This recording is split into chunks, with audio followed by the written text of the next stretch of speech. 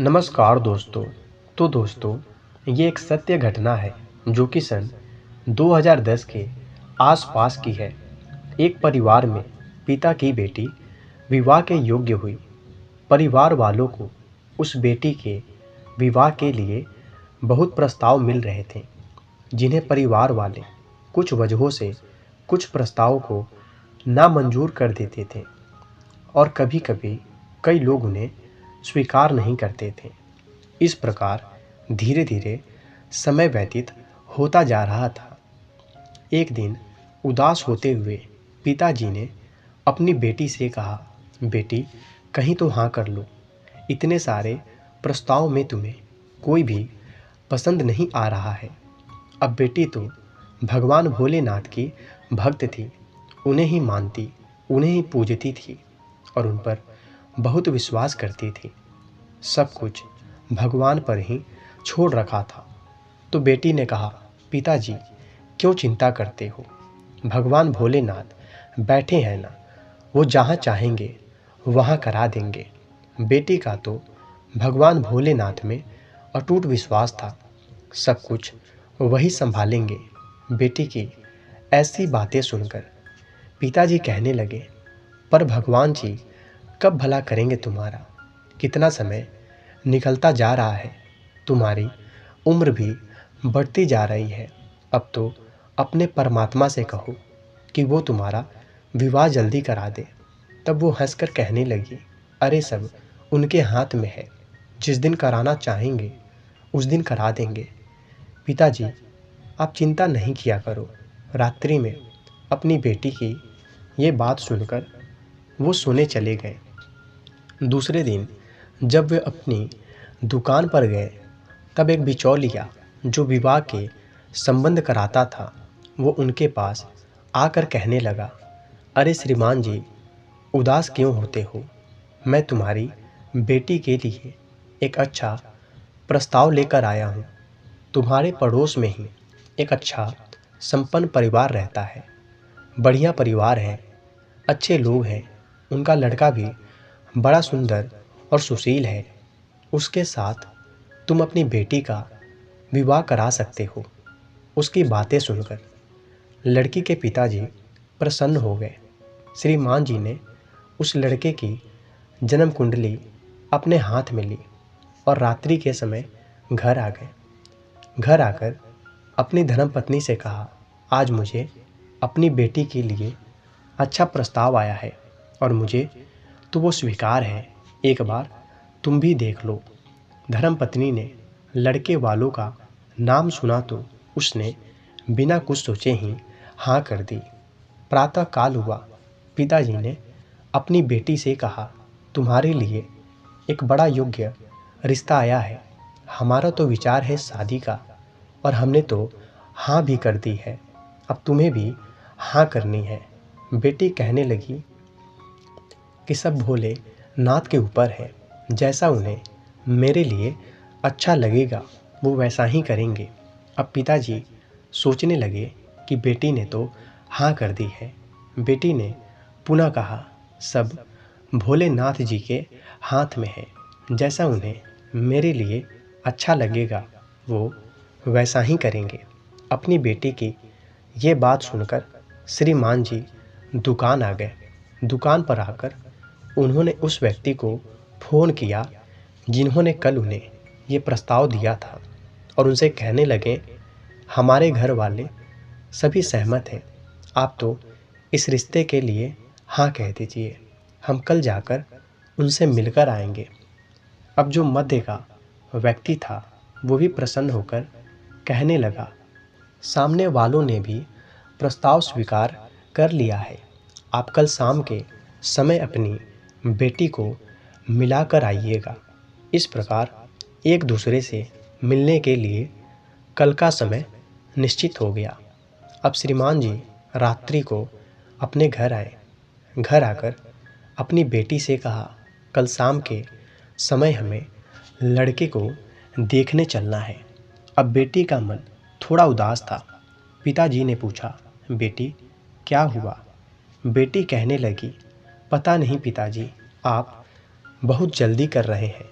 मुझे लगता है भोलेनाथ ऐसा कह रहे हैं कि किसी भी कार्य को करने से पहले जानकारी अवश्य लेनी चाहिए। तब पिताजी कहने लगे, बेटी चिंता की बात नहीं है, परिवार अच्छा है, कुछ भी जांच करने की आवश्यकता नहीं है।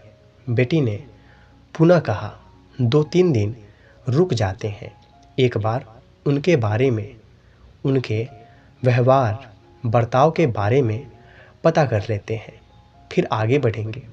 बेटी की बात सुन पिताजी को थोड़ा गुस्सा आ गया।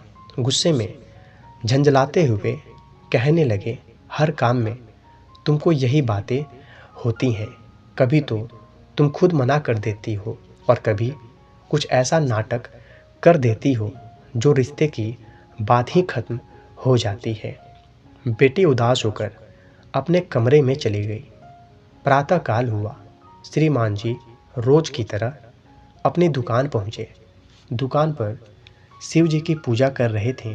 तभी एक नौजवान सुंदर सा लड़का उनकी दुकान पर आया और कहने लगा, श्रीमान जी ठीक हो? उन्होंने कहा, हाँ ठीक हूँ। नौजवान बोलने लगा, श्रीमान जी आपकी बेटी के विवाह की तैयारियां चल रही हैं, मैंने सुना है। आज आप पड़ोस के लड़के को देखने जा रहे हो। ऐसा सुनकर वो मन में विचार करने लगे, ये बात तो मैंने किसी से कही नहीं है, इसे कैसे पता चल गया? तब श्रीमान जी ने उससे पूछा, तुम कौन हो और तुम्हें ये बात किसने बताई? तब वो नौजवान हंसते हुए कहने लगा, मेरा नाम महेश है, मैं आपके पुत्र का दोस्त हूँ। कल उसने ही मुझे सारी बात फ़ोन पर बताई थी। तब उसकी ये बात सुनकर उन्हें कुछ थोड़ी राहत मिली। पुनः उससे पूछा कि तुम जानते हो जिनसे हम मिलने जा रहे हैं?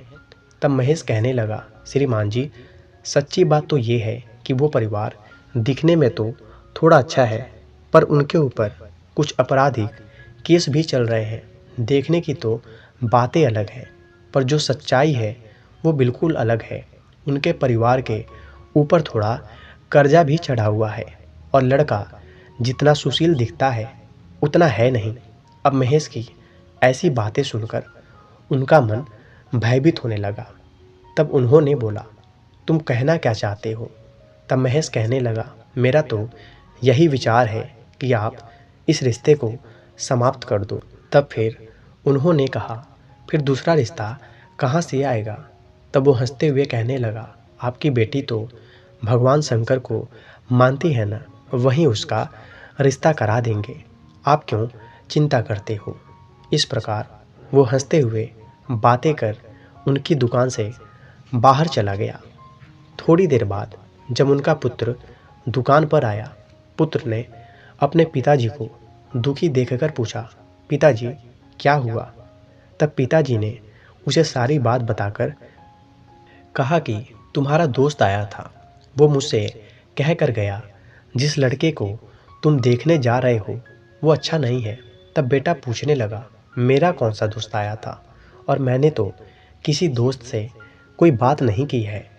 तब पिताजी हैरान होकर कहने लगे, वो अपना नाम महेश बता रहा था और उसने मुझसे इतने अच्छे ढंग से बात की कि मैंने सामने वाले परिवार वालों को फ़ोन कर कर कह दिया कि अभी हम रिश्ते के लिए तैयार नहीं हैं। थोड़े दिनों बाद जब हमें बात अच्छी लगेगी तब हम आपको बता देंगे। बेटा पुनः पूछने लगा, पिताजी कौन आया था? तब उसकी बातें सुनकर पिताजी को थोड़ा संकोच हो गया।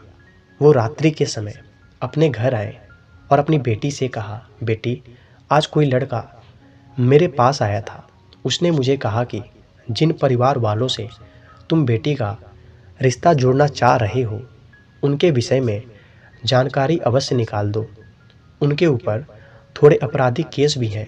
आज महेश की बात मानकर मैं जिन परिवार वालों से तुम्हारा रिश्ता जोड़ना चाहता था उनकी जानकारी निकलवाई तो आसपास के पड़ोस वालों से जानकारी प्राप्त की तो सुनकर हैरान हो गया।